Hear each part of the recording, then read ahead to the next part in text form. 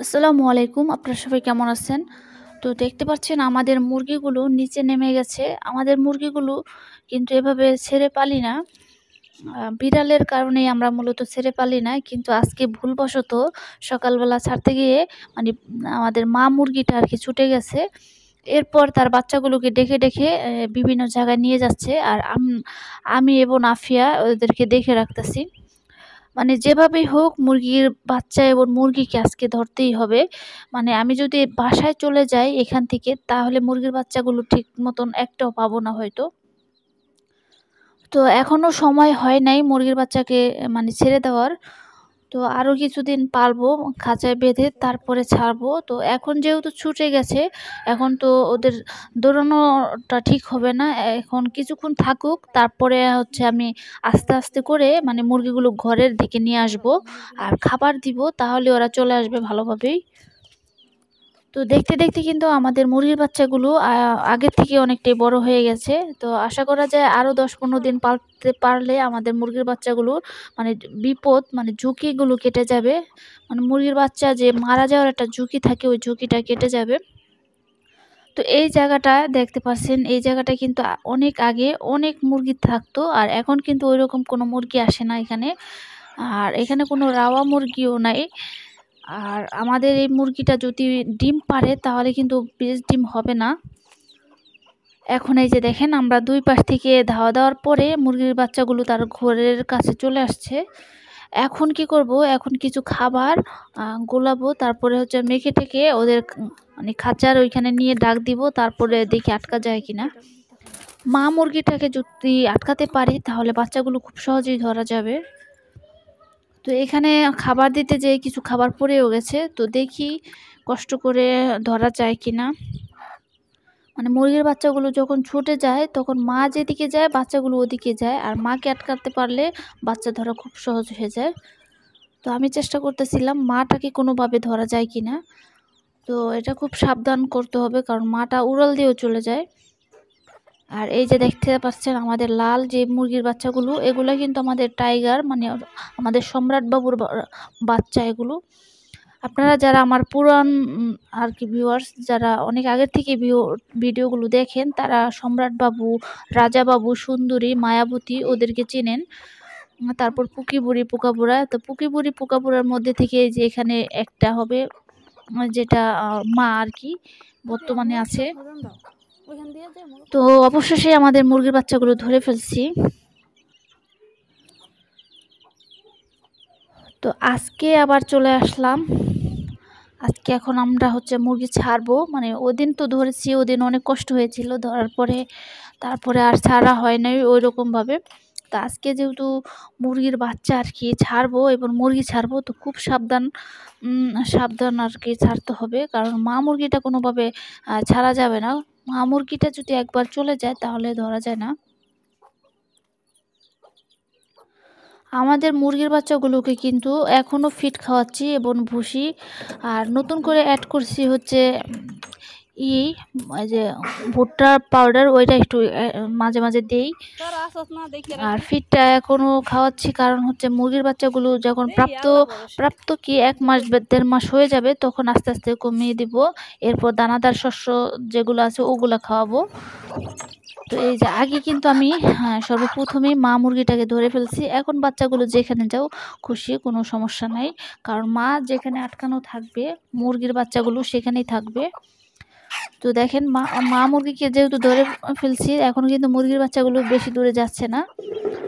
তো আমি খাবারের বাটিতে করে খাবার নিয়ে আসছি, হালকা করে একটু কৃমির ওষুধও মিশিয়ে নিছি। কারণ বাচ্চাগুলো এখন যে ভিটামিনযুক্ত খাবারগুলো দিব, ওগুলা যদি কৃমিতে খেয়ে ফেলে তাহলে বাচ্চাগুলোর গ্রোথ ওইরকমভাবে হবে না। তো তার জন্য সামান্য কৃমির ওষুধটাও মিশিয়ে দিলাম। তো এখন কি করব?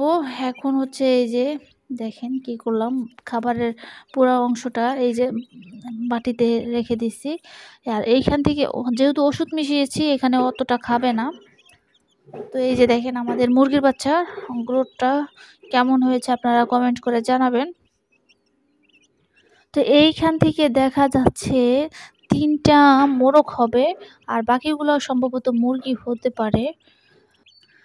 আর যেহেতু আপনারা আমার ভিডিও দেখেন এবং আমার ভিডিও ভালোবাসেন, পছন্দ করেন, তো তার জন্য আপনাদেরকে একটা দায়িত্ব দিয়ে দেই। সেটা হচ্ছে এই যে মুরগির বাচ্চাগুলো বড় হবে, এদের সুন্দর, সুন্দর নামগুলো আপনারা নির্ধারণ করবেন।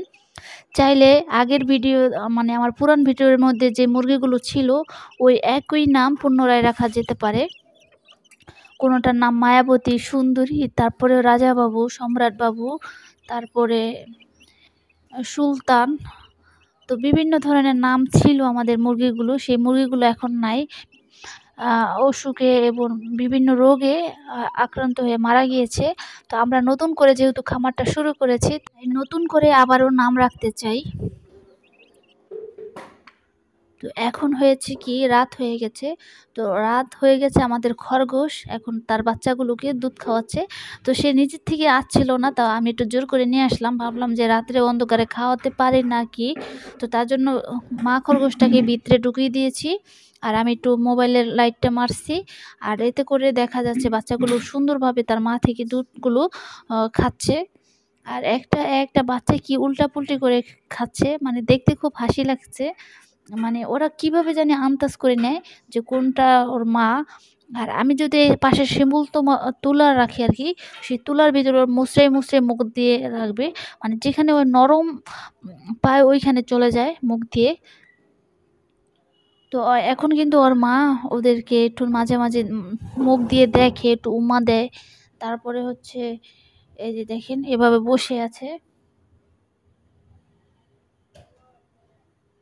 এখন কিন্তু ওর বাচ্চাগুলো সুন্দরভাবে দুধ খাচ্ছে।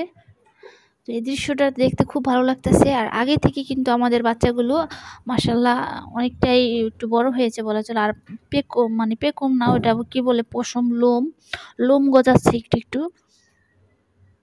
আর হচ্ছে এগুলো মনে হয় সাদা খরগোশের বাচ্চা হবে, যেহেতু মা সাদা এবং বাবাও সাদা, তো তার জন্য ওরাও মনে হয় সাদাই হবে।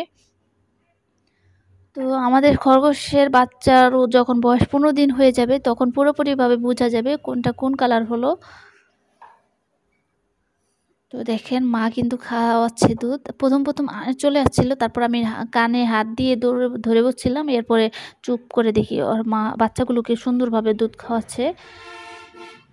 তা আমরা শুধু শুধু হয়তো টেনশন করি যে ঠিকমতো খাওয়াচ্ছে কি না। তো এর মধ্যে কি হয়েছিল, একটা বাচ্চা মানে ভিতরে চলে গেছিল কি না কি জানি না, পেট একদম খালি আর মুচড়ামুচড়ি করতেছিল। আর বাকি বাচ্চাগুলো মানে পেট ভরা ছিল, দেখলে বোঝা যায় সাদা সাদা, মানে ওর পেটের উপর দিয়ে দেখা যায় যে ও দুধ খেয়ে পেট ভরিয়েছিল, ওটা বোঝা যায়। তো এখন মা খরগোশটা হয়তো খাওয়ানো শেষ করে চলে যাবে। তো এই যে দেখেন চলে আসতে চায়। তা আমি একটু বলতেছিলাম যে আরেকটু থাকো, আরেকটু থাকো। তো ওরা ওই বারবার চলে আসতে চায়। তারপরে আসতেই দিয়েছি যে থাকগা, চলে যাক। এখন তো যতটুকু খেয়েছে। তো এরপরে হচ্ছে বাচ্চাগুলো আবার এই যে আর কি ওই শিমুল তেলা দিয়ে উপর দিয়ে ঢেকে দেয়। ওই ঢেকে দেয়, আবার মাঝে মাঝে আমিও ঢেকে দেই। তো এইভাবে আমাদের খরগোশের বাচ্চাগুলো দিন দিন বড় হচ্ছে। আপনারা সবাই মাশাল্লাহ বলবেন এবং দোয়া করবেন যাতে সব কয়টি বাচ্চা বেঁচে থাকে। তো ওই যে দেখেন আগে থেকে কিন্তু ওদের কালারটা পরিবর্তন হয়েছে, হালকা লোম গজাচ্ছে শরীরে। এরপর যখন 10 দিন হয়ে যাবে তখন হয়তো চোখ ফোটা শুরু করবে। আর খরগোশের বাচ্চা কিন্তু চোখ ফোটে নাই, তাও কিন্তু খাবার মানে ওর মাকে অনুমান করে ওরা খেতে পারে। তো এটা খুব একটা ভালো দিক। আর আমাদের খরগোশের যাতে দুধ বাড়ে, বেশি বেশি বাচ্চাকে খাওয়াতে পারে, তার জন্য আমরা দুবলা ঘাস, কলমি শাক, হেলাঞ্চা শাক, তারপরে পেয়ারা রুচি বানানোর জন্য গাজর, তারপরে মিষ্টি কুমড়া, যার খরগোশ যেই ধরনের খাবারটা খায় ওইটা খাওয়াতে পারি। তো আমার খরগোশ মিষ্টি কুমড়াটা খায় না। তো আজকের ভিডিও ছিল এই পর্যন্তই। আপনারা সবাই ভালো থাকবেন, সুস্থ থাকবেন। আসসালামু আলাইকুম।